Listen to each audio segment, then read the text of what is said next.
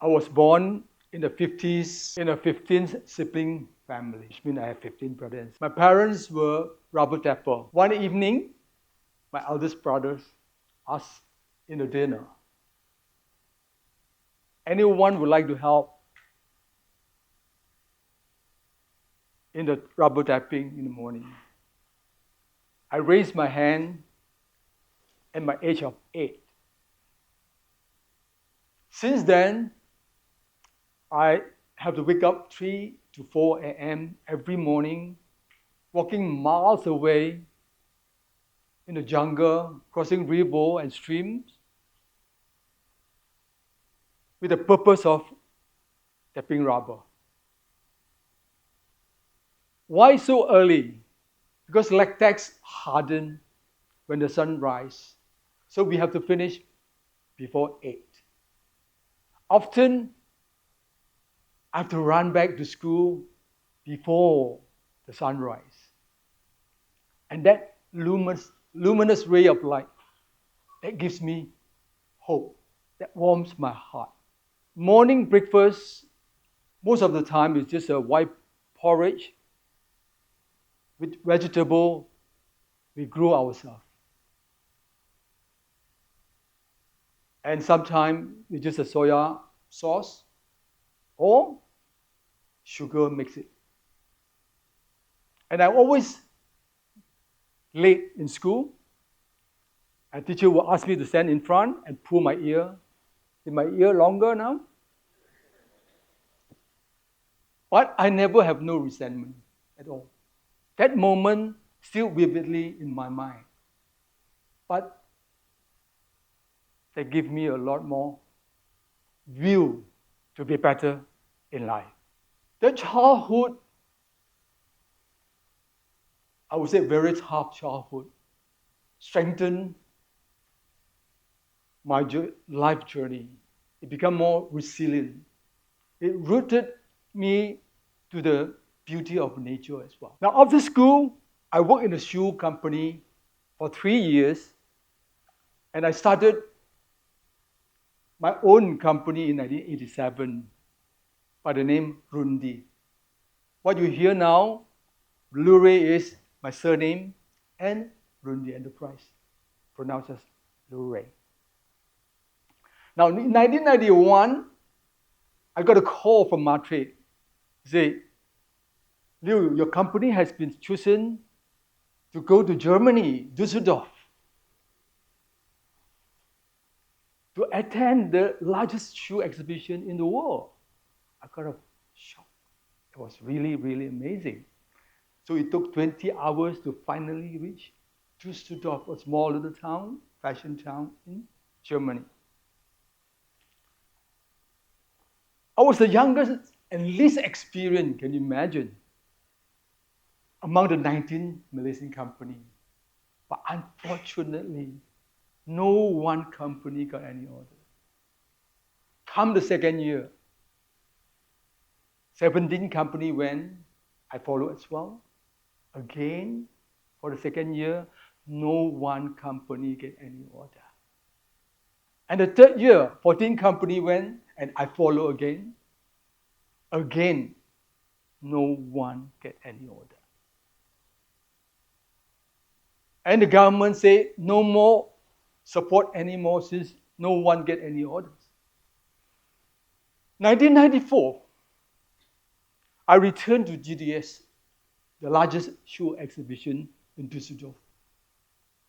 And I successfully get 2 international orders, one from Japan, one from Lebanon.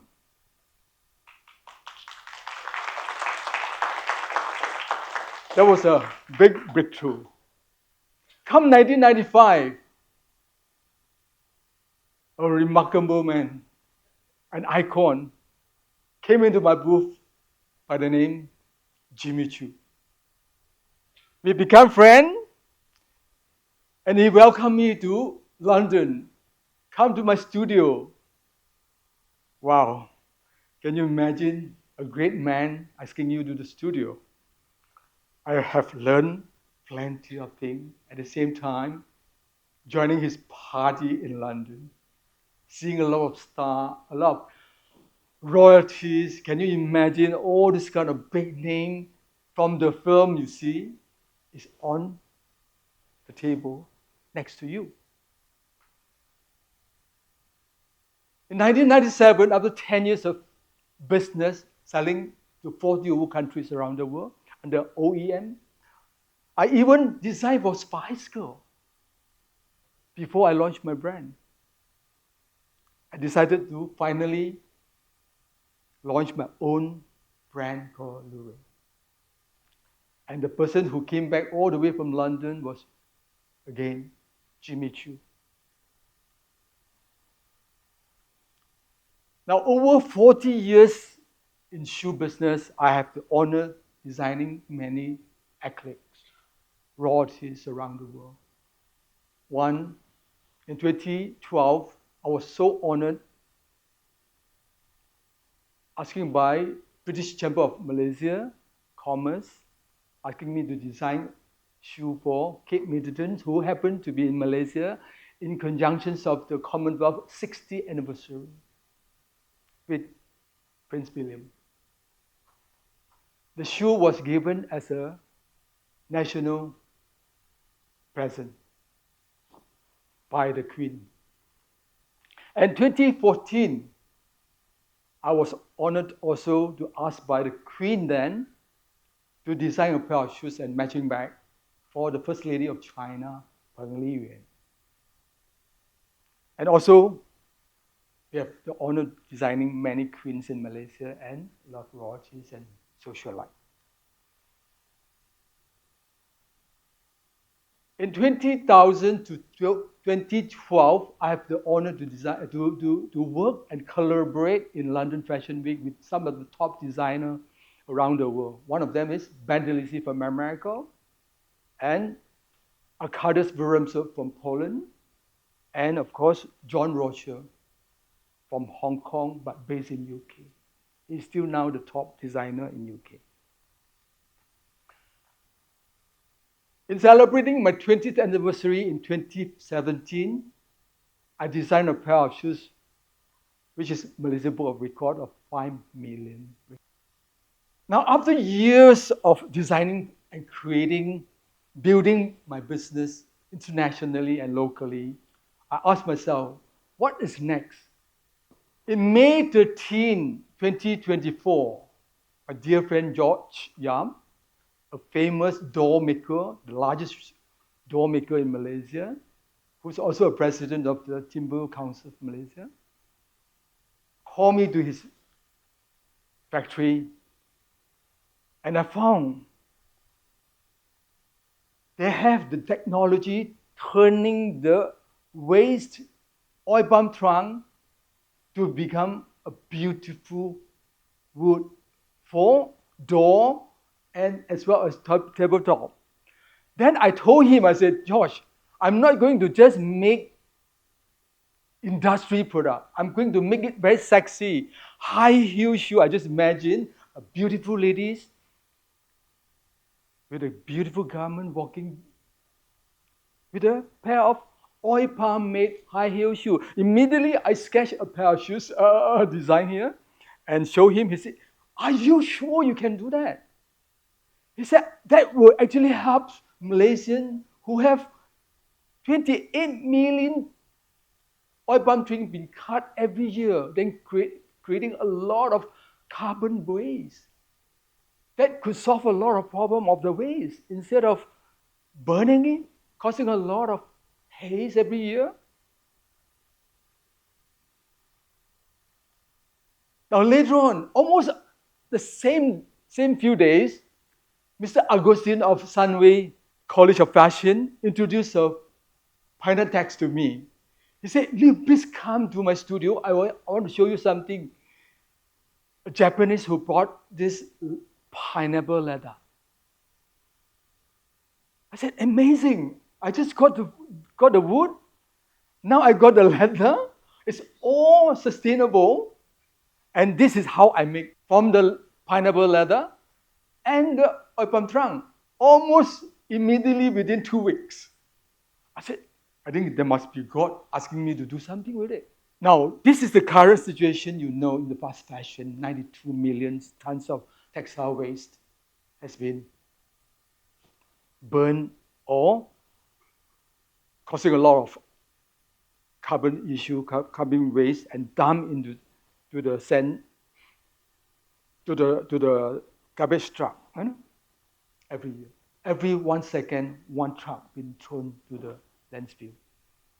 And only 1% of it are being recycled.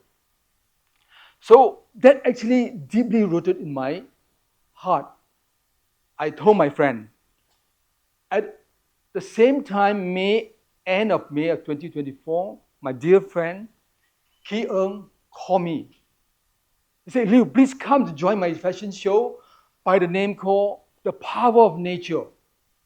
Something nature, something that is in his heart, rather, that he is the tracker. He wants to sell to the world about the beauty of nature. I told him, instead of just nature, can you make it into even recycled, sustainable collection? So I showed him the oil palm trunk and as well as pineapple leather. So he was so excited. We formed a company, let's do something with it. We call KL Green Fashion. Let's do green fashion in Malaysia. So we use pineapple leather. We look for apple leather as well. Together, we found, again, from, I must thank Sunway Fashion Hub, Mr. Agosin, who introduced Siwu from Taiwan. Almost the same time, 2 weeks later on, he found something which is amazing. A Malaysian who was based in Taiwan for 32 years found this oyster shell and PET bottle to become garment. What I wear today is all made from oyster shell and PET bottle. And the shoe I wear now is actually, the wood is from oil palm trunk. So this is what you see here. This is the oil palm trunk, and this is the shoe, oyster shell, and the oil palm trunk. So this is the mission of KL Green Fashion. We want to really promote sustainability, green fashion, instead of just fast fashion. And with that also, we took the opportunity to nurture younger generation, working with them with the new cultural heritage, with the storytelling in sustainability. So these two young ladies from House of Antara, creating a lot of beautiful art piece, just like what you have seen here is actually from their work, inspirations from the Malaysian culture of pelikat, like sarung, but something like a batik print. So we continue using all this kind of sustainable material and also tapping a lot of human mind for the younger generation. So this is what the second wave we are doing, is to continue working with different kind of creative people, getting them together for more sustainable work. So this is the pelikat inspiration from the batik, where it's an everyday wear from Malaysia. And we will continue using this sustainable material. We don't stop here.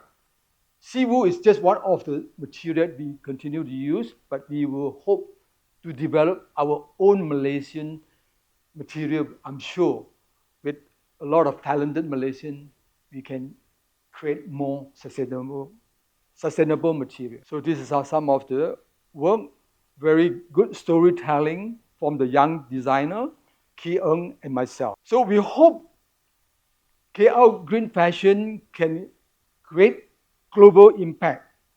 So can inspire more younger generation, saving the earth by recycling, by sustainable material in not just shoe and fashion, but in all other material, whether the chair you sit, the table you use, or even your house or even your corporate gift, even to the extent.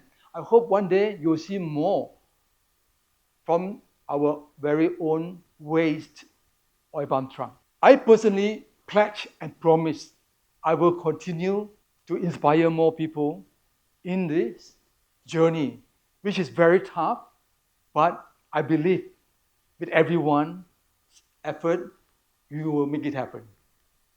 With that, thank you very much for walking with me today. And let's not just design shoe and apparel, but a green future. Thank you.